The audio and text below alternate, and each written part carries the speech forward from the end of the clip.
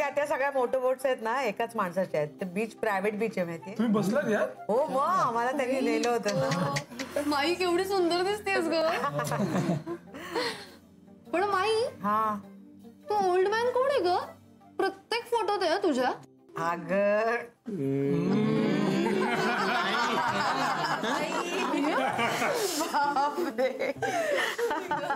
ग माई ते आजोबा मागे वगैरे लागले होते का तुझ्या? पण माई मग तुला इंटरेस्टिंग कोणी सापडलाच नाही का? नाही ग, पण तिकडे मी धमाल केली आणि इकडे तुम्ही लोकांनी काय गोंधळ घालून ठेवलाय हे मला बघायचंय म्हणून मी आले इकडे.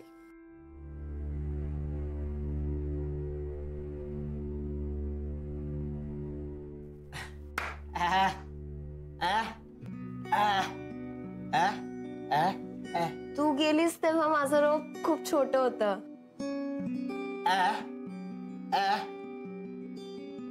हो आता परत आलीस तर खूप वाढलंय. हो माई खूप वाढलंय आणि त्याला अशी छान फुलं पण आली आहेत. हो का?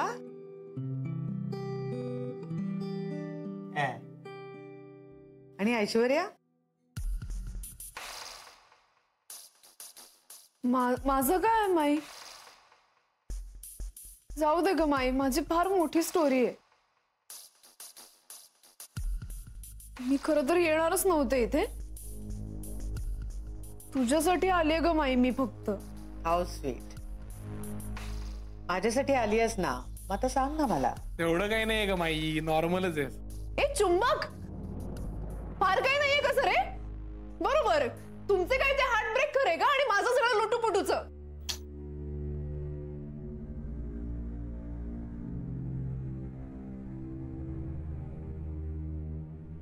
तुम्ही सगळे आता ना असे शांत बसून मी चुकली असं माईला दाखवू नका. पाहिलंच ना माई, अशी वागणूक मिळते का मला सारखी? जाऊ दे, आधीच माझं हृदय वेदनाने चकनाचूर झालंय. माझी काय अवस्था झाली होती ना माई, तुला नाही कळणार. मी एकटी होते ग आणि कोणी नाही माझ्याजवळ. तेव्हा मला कळलं प्रत्येक माणूस शेवटी एकटाच असतो. म्हणून मी जाणार आहे मेडिटेशनला, शांत शांत होण्यासाठी जाणार आहे. अगं एकटं असणं छानच असतं. मी बघ कशी एकटीच असते ना मस्तपैकी. आणखी कोणाचं काय आहे? मी माझं नाही, माझं काहीच नाही माई. खरंच म्हणजे काहीच नाही. हरकत नाही, काही नाही यातच खूप आलं.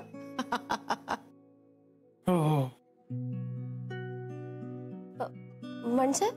म्हणजे पुढची माती कोणी खाल्लीये बरं? मी. माझा कसा?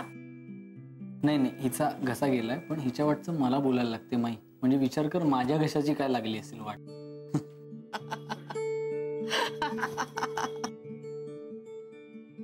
आणि माई आमचं ब्रेकअप झालंय.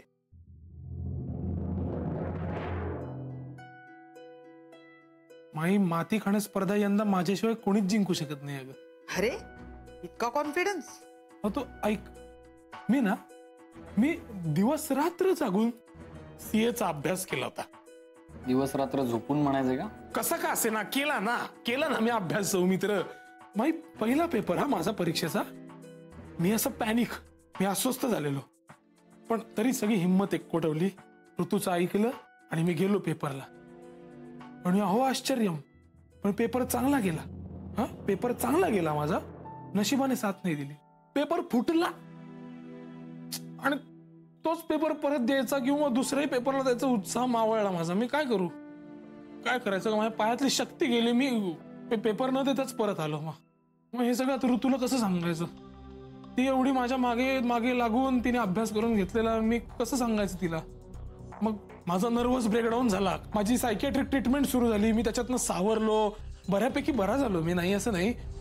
त्याच्यानंतर एकदा मी ऋतूला सगळं सांगितलं ना की नाही बुवा मला सीए करायचंय, मला झेपणार नाही, तेव्हा कुठे जाऊन मला जरा शांत वाटलं. काय त्याचं पर्यवसान म्हणून ब्रेकअप झालं आमचं. इतकं सगळं 1.5 महिन्यात कसं मॅनेज केलंस रे तू? काही लोकांना अख्ख्या आयुष्यात सुद्धा एवढं काही मॅनेज करता येत नाही. तर मित्रांनो, एका महिन्यात स्वतःबरोबर जास्तीत जास्त वाईट गोष्टी घडलेला माणूस म्हणून चुंबक याला घोषित करण्यात येत आहे आणि त्याबद्दल त्यांना हे अमूल्य असं बिस्किट तोंडात भरवण्यात येत आहे. नाही खा रे खा. नाही नाही नाही नाही नाही यार माई माई माई अगं नाही माई नाही. अरे काय झालंय काय रोकडे? बोल ना. ती ती शेंबडी बबली शेंबडी नाही सुंदर निघाली. लई गोड आहे ती. काय? आणि तिचं लग्न पण ठरलंय दुसऱ्याशी.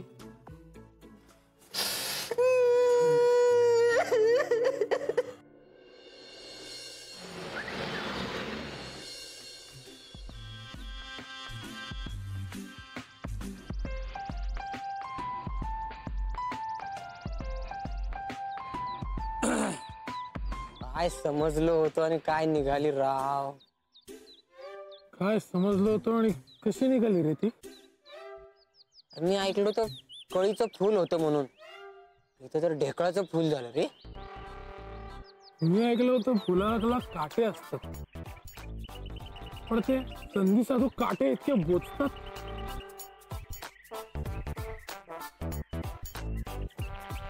त्या बबलीने मला भेटायला बोलवलं. मी डोळ्यात डोळे घालून असं विचारलं रे, तुम्ही मला का नापसंत केलं? मग तू काय बोललास रोकडू? ते डोळ्यात पाहून असं म्हणलास की नाही की अजूनही वेळ केलेली नाहीये?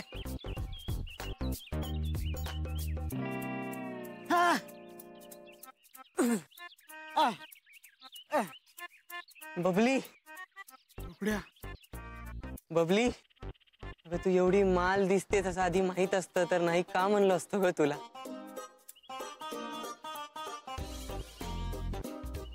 असं असं मनात म्हणलो कारण काय बोलावं काही कळलंच नाही ना. ते असं म्हणजे ते सर्दी अडकते ना घशामध्ये तसं झालं यार. एकदम बोलती बंद झाली.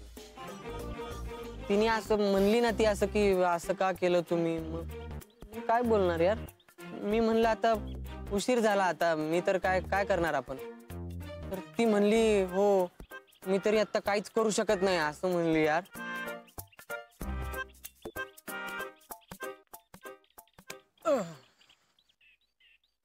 काय झालं? मूर्ख बेअक्कल. अरे चुंबक आहेस का तू? तेच रोकडू, मी तर काहीच करू शकत नाही म्हणजे तू तरी कर असं म्हणायचं होतं तिला. हो का?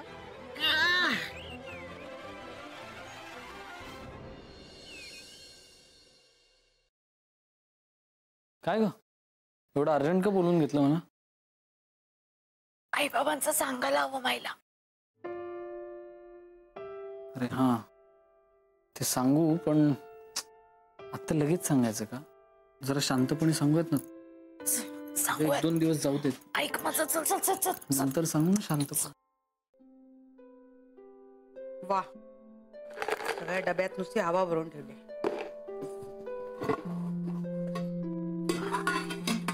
माई अरे काय हे रोज काय नुसते पोहे करून खात होतात की काय? सगळे पोहे संपलेत. अगं नाही, रोज नाही, एका दिवसातच संपवलेत यांनी पोहे. ते ज्वारीचं पीठ सुद्धा जुनं झालं. त्याच्यात भाकरी होणार नाही. काय सांगतो माई, ऍक्च्युली एक बोलायचं होतं महत्वाचं. बोल. मैत्रीचे आई बाबा आले. आई बाबा क्या तुम्ही दोघांनी इथे हा गोंधळ घातलाय आणि या दोघांचा भारी गोंधळ. त्यांना डिवोर्स घ्यायचाय. कठीण आहे.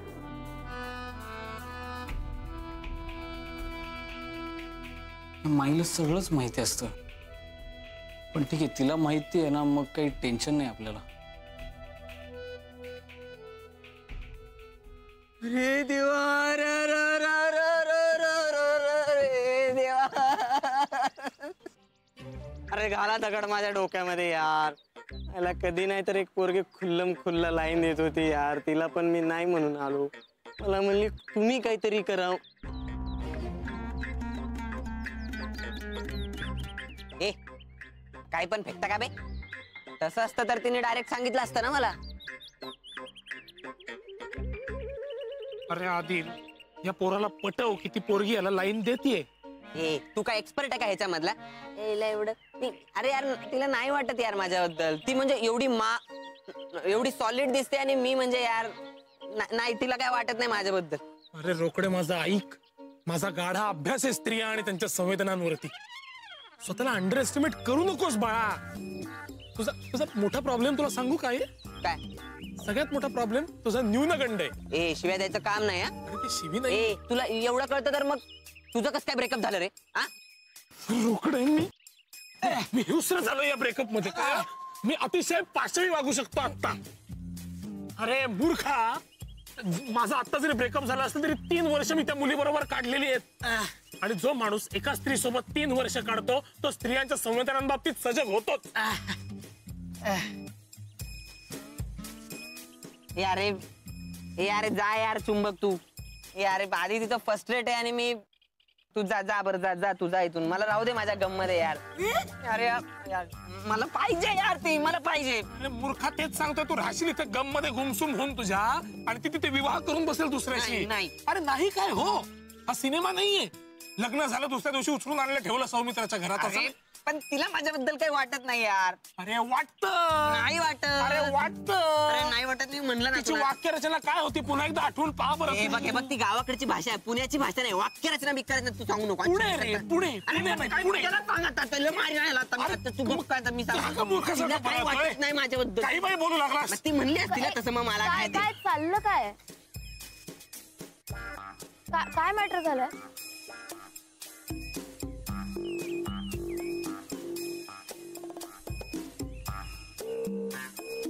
काही नाही, रोकडेला जरा जीवनाचं सार समजावत होतो,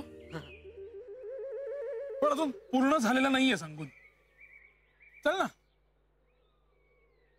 आपण दोघं होऊया. नाही बरं रेणू, तू गैरसमज करून घेऊ नको. तुम्हा दोघांना वेळ द्यायला नाही, ह्याला समजावण्यासाठी म्हणून आम्ही निघतोय. मला चांगलीच कल्पना आहे तुमच्यात काहीही होऊ शकत नाही. मी ते डोक्यात ठेवलेलं आहे. आता एकदा तुम्ही फ्रेंड झोन मध्ये गेलेला आहात आणि मित्रात परत प्रेम असं काही सुरू होऊ शकत नाही. मला चांगली खात्री आहे.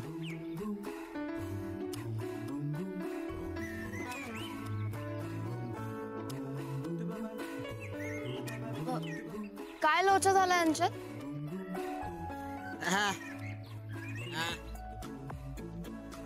इकडे परत प्रेमात?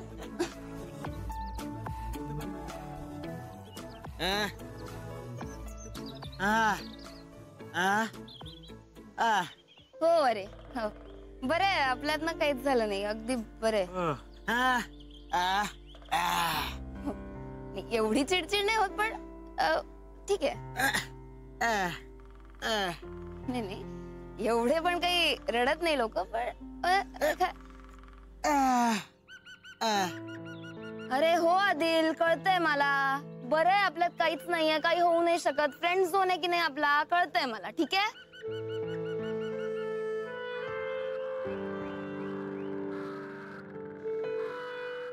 सॉरी, माझं काहीतरी काम होतं ना. मी का आले होते इथे? ऑर्गॅनिक गार्डनिंग रोपं देतोस ना तुम्हाला, तर मग दे पटकन. चल. हा हा आदिल दे. अरे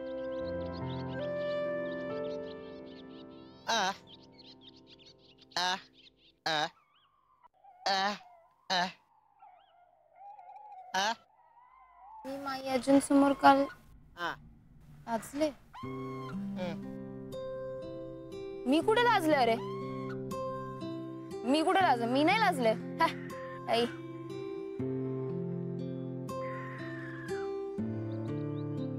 अरे हसले असेल, पण लाजले वगैरे नाही. काय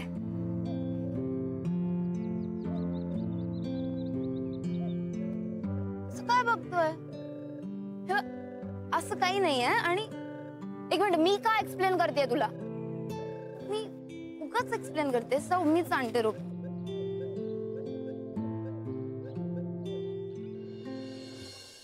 माई माई माई तुझं म्हणणं काय? सगळ्या बाबतीत तुझी परमिशन घ्यायची आहे का? म्हणजे आमच्या आयुष्याचे निर्णय जरी असले तरी आमची 50शी आली तरी तुला विचारून सगळं करायचंय का? असं कधी म्हटलं मी? तुम्ही तर तुमचा निर्णय कळवलात मला, तोही फोनवर, मी US मध्ये असताना. विचारलं नाही तुम्ही, त्यामुळे हा मुद्दा व्हॅलिड नाही. माई, खरंच एकत्र राहणं अशक्य झालंय म्हणूनच घेतला असेल ना आम्ही हा निर्णय. हे लग्न टिकवण्याचा आम्ही दोघांनी प्रयत्न केलाच नसेल का? लहान होत का आम्ही आता? मुलगी अहो 25ची झाली आमची. तेच म्हणते मी, तुम्ही फक्त तुमचा स्वतःचा विचार केलात, तुमच्या मुलीचा विचार नाही केलात. आज ती एका आयुष्याच्या नव्या वाटेवर उभी आहे. अशा वेळेला तुमच्या या निर्णयाचा तिच्यावर काही विपरीत परिणाम होईल असं नाही वाटलं तुम्हाला? अगं म्हणजे काय? मैत्रीच्या होणाऱ्या सासरकडची माणसं जुनाट विचारसरणीची आहेत म्हणून आम्ही आमचे निर्णय लांबवायचे का? का त्यांनी बदलावीत आपली मतं? अभय, तू सतत लोकांना जज करत असतोस. तुझ्या वडिलांनाही तू जज केलंस. आता तुम्ही म्हणता की तुम्ही दोघांनी सामोपचाराने विचारपूर्वक हा निर्णय केलाय. तुमच्याकडे गाडी आहे, पैसा आहे, म्हणजे तुम्ही मॉडर्न. सामान्य माणसांच्या घरात डिवोर्स होत नाही, ते बुरसटलेले असतात. ते बुरसटलेले आणि तुम्ही मॉडर्न. तुला बोलायचं होतं ना, घे. म्हणून तुझ्याशी माझं काही बोलणं होऊ शकत नाही माई. जाऊ दे, काही अर्थ नाही बोलण्यात. अभय प्लीज होल्ड ऑन. आपण ही चर्चा जरा नंतर करूयात का? माई, मैत्रीला ना त्या ENT स्पेशलिस्टकडे घेऊन जाणं खूप गरजेचं आहे हो. तो जो स्पेशलिस्ट आहे ना तो खूप बिझी असतो. अजिबात अपॉइंटमेंट मिळत नाही त्याची. अभयचा मित्र आहे म्हणून केवळ त्याने अपॉइंटमेंट दिली. तेही बघायलाच हवं. कुठल्या डॉक्टरला आधी दाखवलं होतं कोणास ठाऊक.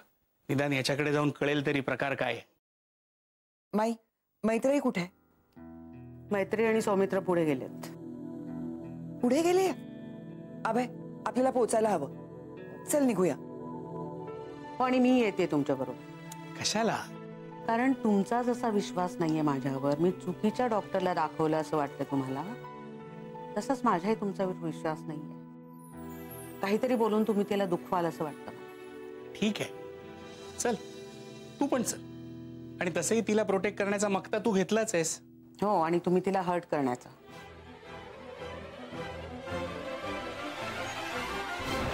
आम्ही निघू का आता? झालंय डॉक्टरांना दाखवून, ऑडिशनला जायचंय. मैत्री, तसंही जाऊन काही फायदा आहे का? तुला बोलता येणारच नाहीये. आणि ऑडिशन कशी देणार आहेस तू? आणि डॉक्टरांनी सांगितलं ना रेस्ट घ्यायला.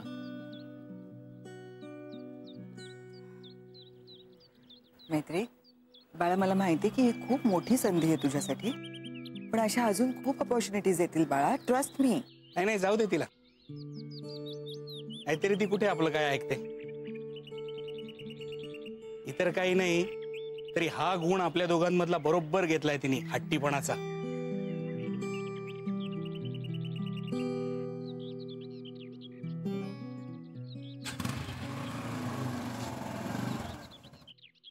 याला स्वतःच काय आहे की नाही? चांगलंय. एवढा राग राग का करतोस तू त्याचा? नाही, सॉरी, पण जरा आपण आज जाऊन बोलूया का? वा, वेगळं होणार असला तरी नवऱ्याची बाजू घेणं सोडलं नाही असतो अजून. आणि बायकोनी काही बोललं तरी चालतं, आईनी नाही बोलायचं. माई, तू बोल बोल. तुला कोण बोलणार? पण होमिओपॅथी नाही का? आता हॉस्पिटलमध्ये तुझा तो मित्र म्हणाला ना, ENT स्पेशलिस्ट, ॲलोपॅथीवालाच आहे ना तो. तोच तर आता म्हणाला ना, मैत्री आता जे बोलतीये ते मिराकल आहे आणि हे होमिओपॅथीमुळे शक्य झालं. हे बरोबर आहे माई.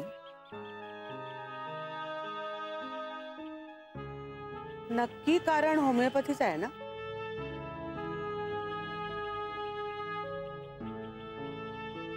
का आवडत नाही तुला सौमित्र? आवडत नाही हे खरं. एकतर त्याला ना कणा नाहीये. सगळ्यांना जसं आवडेल ना तसा वागत राहतो. त्यात त्याचा तो अति आदर्शवादीपणा. अम्बिशन काय तर फॅमिली डॉक्टर व्हायचंय. फॅमिली डॉक्टर रिअली हे म्हणजे स्वतःचं घर गळत असताना दुसऱ्याची छत लिंपायला जाण्यासारखं आहे माहीत. आणि आता आम्ही त्यांचं लग्न जरी मान्य केलेलं असलं ना तरी मला तो कधीच आवडणार नाही, कधीच. एक तर ही मैत्री अशी बालिश आणि हा भावड्या कल्पना घेऊन जगणारा. असा काय संसार करणारे दोघं कोण जाणे. पुढे मुलाबाळांचे मात्र नक्की हाल. मला वाटतं तुला त्याचा राग येतो कारण तुला त्याच्याकडे बघून आपल्या वडिलांची, डॉक्टर साहेबांची आठवण येते.